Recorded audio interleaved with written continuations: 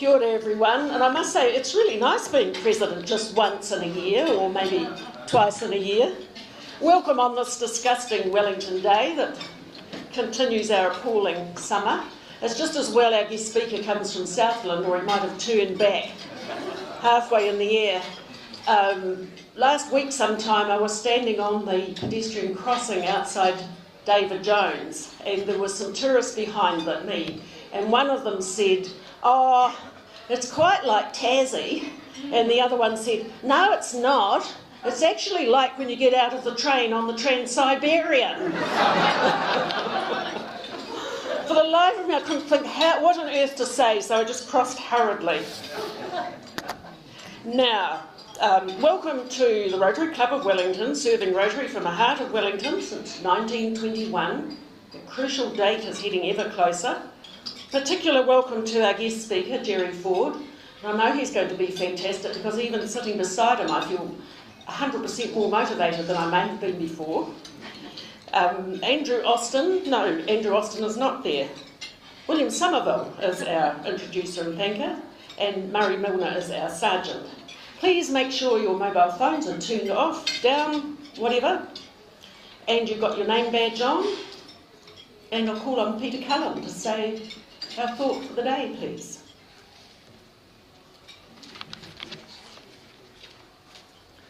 Thanks very much. I still call it grace. God, we live in a troubled world with many regional conflicts. There seems to be a tide in the countries and regions we have traditionally been connected with, where divisions and differences are strengthening, if not being exaggerated, and the common bonds weakening. We live in tranquil islands, places of great beauty, great tranquility, great peace. For this we are grateful. The Rotary Club of Wellington has worked at strengthening the links between peoples and supporting those in need here and overseas within the limits of our resources. We thank you for supporting our Rotary Club, being a force for good in the world, and for placing us in these beautiful islands. Thank you for all you have given us, including today's food and those who have created it, and for the fellowship we will have today together. We meet with hearts full of gratitude as we recommit ourselves for the objectives of our Rotary Club. Amen. Amen. Thank you, Peter. And we have a number of very welcome friends and guests, and also a couple of visiting Rotarians. Perhaps we'll start with that. Colleen.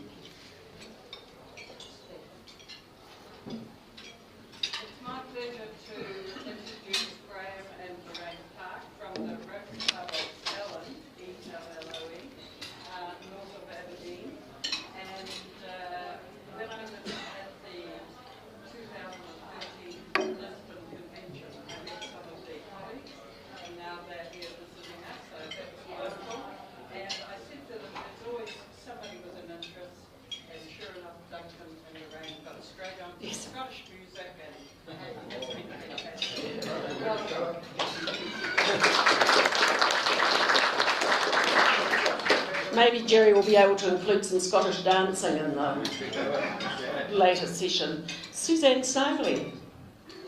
It's my pleasure to introduce Anne Gilbert, who has a really important role, which is that she brings together all the public sector CEOs once every 6 weeks to talk about areas of experience and corruption. Thank you. Welcome, Anne. And the inimitable Helen Algar has two guests. I have two guests. Lynn Prodo, who many of you will know as just recently retired Auditor General. Lynn's currently on R&R for 6 months before she does anything, except that she's just accepted a role on the International Auditing Standards Board and chairing the advisory board on ethical leadership at Victoria. Classic Lynn, either. And Jeff Dangerfield, this is his second time of coming along. Jeff is the slightly more recently, but slightly longer retired Chief Executive of the New Zealand Transport Authority. He's an independent director and consultant. Also chairs the festival now, following Kerry, as on the Vulnerable Children's Advisory Board and is a local government commissioner. Thank you. Anyone else we missed who has guests with them? That's Derek, I think. So I'd like to introduce Kelly Silver. I only know one thing about Kelly, which is she's interested in joining the club because I actually get her in the board. And she's formerly from the Rotary Club in Los Angeles. Right. Welcome, Katie. You definitely moved here for the weather, didn't you? Any world travellers departing or returning? Oh, again, yes. You know we miss you, but we really want your money in the pot, please. And while we're on the subject of money, there's a whole lot of people who've recently got older, including myself, but also along with me, we all share the same star sign. John Preble, who had a particularly exciting birthday, Prashanta Mukherjee, Peter Bushnell, Keith Newell, Roger Drummond and William Somerville. You can pay twice. I got a whole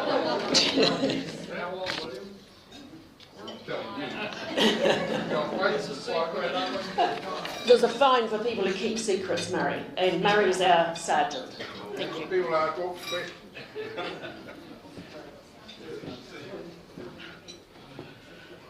Right, we'll pay up those that have got their secrets, holding on to them.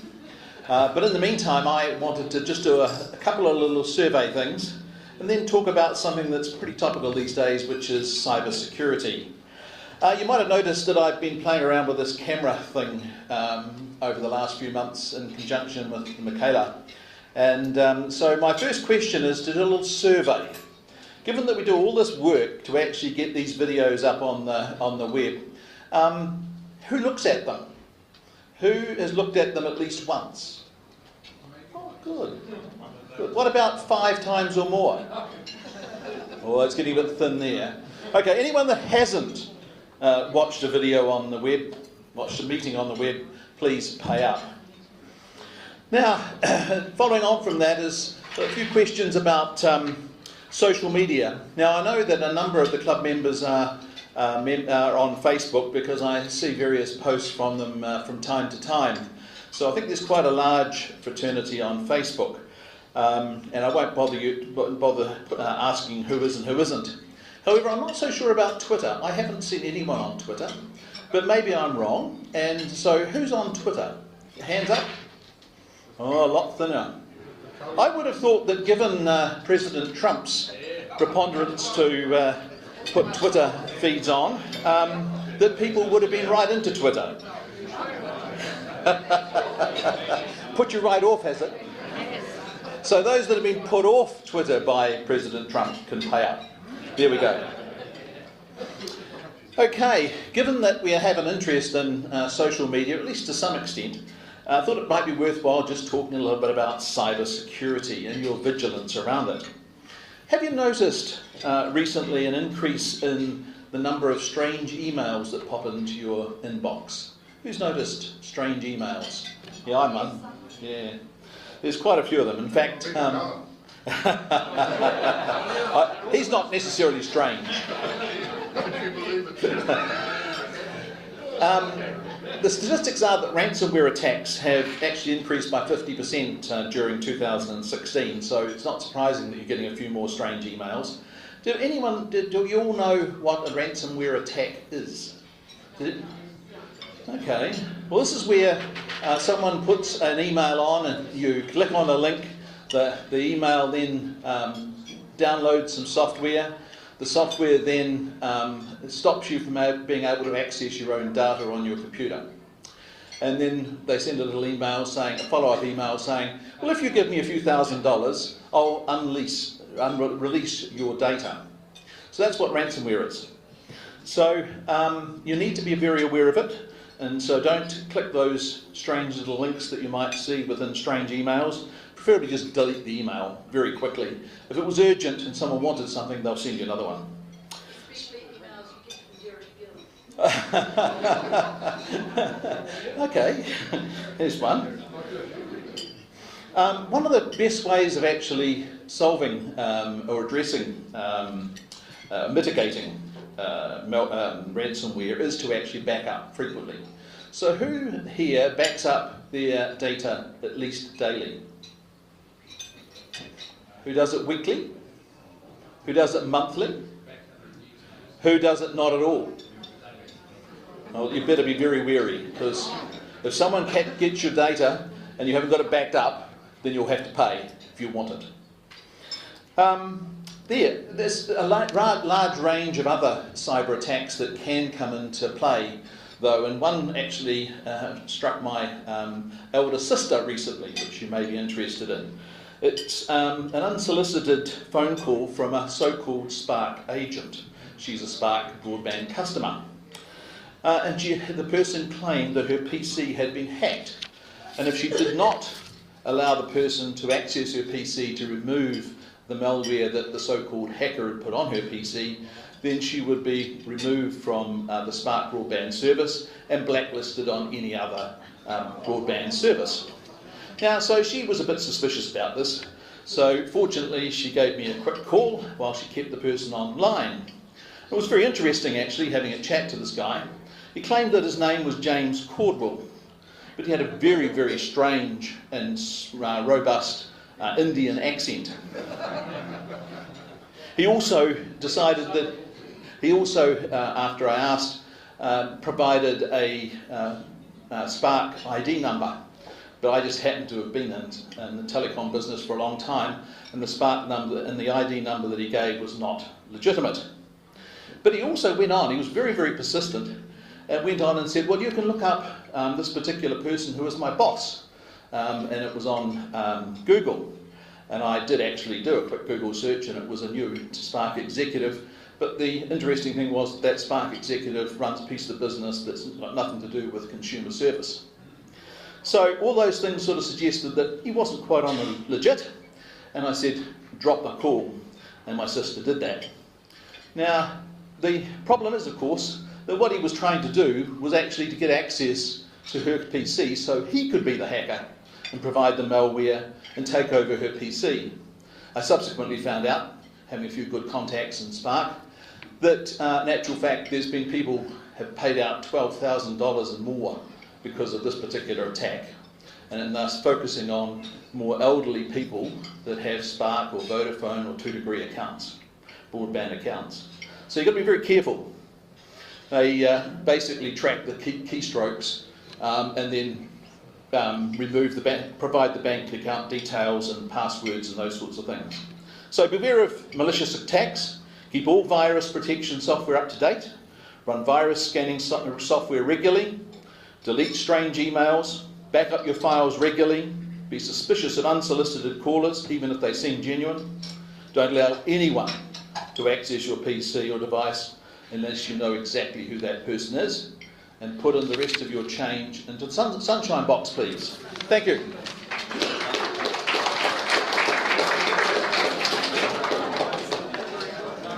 Thank you, Murray, for that worrying sergeant session. Now, Tracy Brown, newly minted chair of the youth committee. Where are you, sister?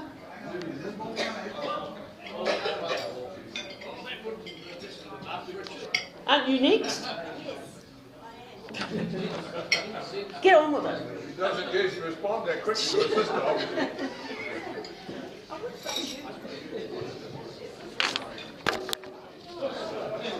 Just by way of a little explanation, she calls me sister not because we're starting to call one another comrades or anything flash like that, brother and sister, but because I'm her sister. Last year I think I put my hand up, or I had my hand put up, to convene the youth committee on behalf of our club. So it's taken me a little while to get my act together around that, but this is a very quick skip through what I think we're up to with the youth committee, and also what our areas of focus can be for the next 12 months or so. It looks something like this. Ooh, look, it worked. So the Youth Committee over the years on behalf of Rotary has administered a number of pretty exciting awards and scholarships and grants. And that will carry on, and in the next month or so I will bring along the people who we nominated and sponsored to attend RILA in January, and also a young woman who attended the National Science and Technology Forum in Auckland, which was run by Rotary up there. They all have emailed me, they've had a fantastic time, they're incredibly grateful, which is always good. And I think got a tremendous amount of that experience. So the Youth Committee will continue to support that, despite that requiring a reasonable amount of administrative input, I've discovered. So the other kinds of things that the Youth Committee is up to, you will have heard about this before from Tony Hassard, some of the others in the club. So a small group of people who are young professionals between the age of 25 and 35 have set up a little organisation called Scope.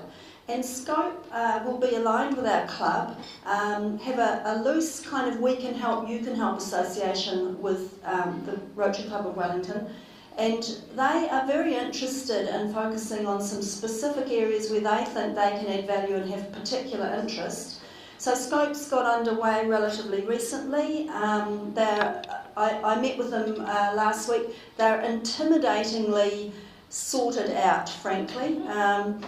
Boy, if I was that good at that age, things would be different now. But anyway, having got over feeling slightly intimidated, they're very keen to work with our club, both on things that they identify as a priority and an area of interest for them, but also coming back the other way, anything that has a focus on the environment and education is kind of where they're narrowing their focus. Interestingly, I did a little bit of a survey myself amongst, I'm proud to say I know some actual young people.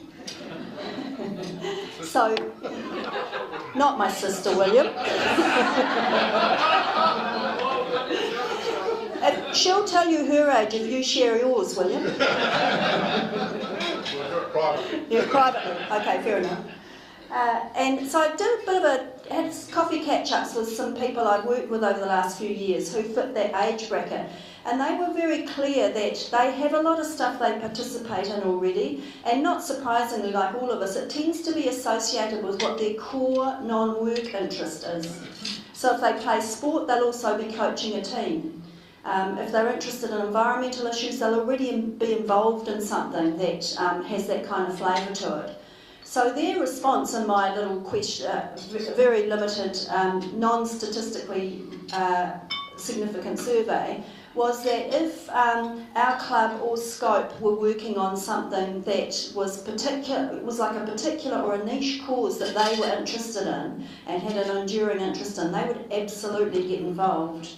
But they might not be ready to kind of join up as a full-on member of something at the moment. So I think that's useful to know, kind of keep in mind. So with that in mind, ta-da! So I think the Youth Committee will continue to work and support the scholarships and grants that are available to us, because they're such a cool thing to be able to offer, and it's part of the history of Rotary.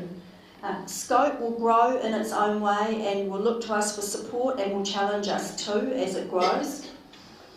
But I also am aware that the Wellington community has got a whole lot of stuff already going on in different areas that are projects that have been put in place or initiatives put in place with a focus on young people. And this club has done an incredible job, led by Francis, in setting up Eureka, which essentially was a start-up, wasn't it?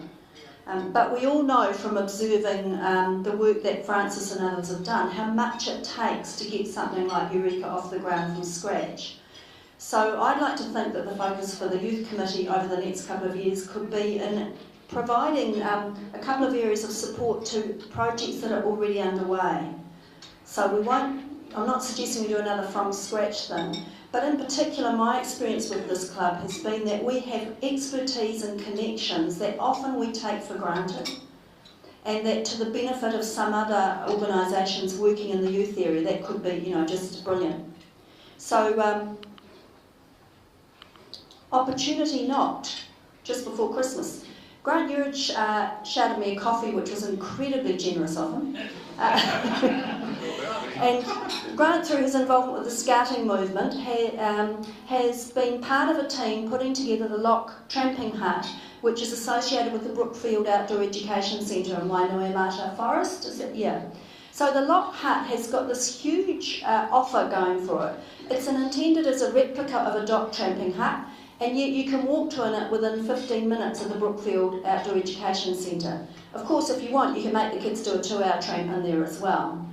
So the idea behind the Lock Hut is that it's been funded through a couple of bequeaths, and a whole lot of professional expertise has been gathered around it, and it will provide a facility for young people in the hut community and in the wider community to experience a kind of a full-on tramping thing and packing and going away for the weekend without actually having to get too far into the Tararuas, and in the case of Lee and I, on one memorable occasion, getting lost and sleeping on the ground overnight. So it has all the advantages that you could possibly want associated with the Outdoor Education Centre, but pretty much at our doorstep. So to my way of thinking, this ticks the boxes for what we want to do with the Youth Committee. That Scope are very keen to be involved because, of course, it's got an education and environmental component to it. It's a nice tie-up. And Grant and I proposed to call together a bunch of interested people, preferably someone with some carpentry skills or skills in organising other carpenters, which is a different skill set, I'm told, and far more common. And we'll take a group of people, I think, out to the Lock Hut at some point, Grant, sort out a date that works for people, and then arrange a couple of working bees to help Grant and the rest of his colleagues finish it off. I know that there are people in this club who've absolutely got those skills, but don't necessarily have the time to organise something on their own behalf. And the young folk who are members of Scope are keen to be involved as well. So if you have an interest in helping us one Saturday or Sunday with the Lock Hut, see Grant. We'll also put a bit more of an email out behind that. So, yeah, oh, I did have one more slide. So that's our next steps. That's what's happening with the Youth Committee. The rest of this year you'll see us focus on those grants and scholarships and on looking around for projects that are already underway and simply need the club's expertise and connections. Thank you.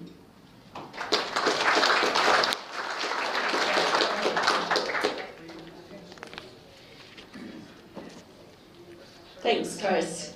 So, short fellowship time, please, before our guest speaker.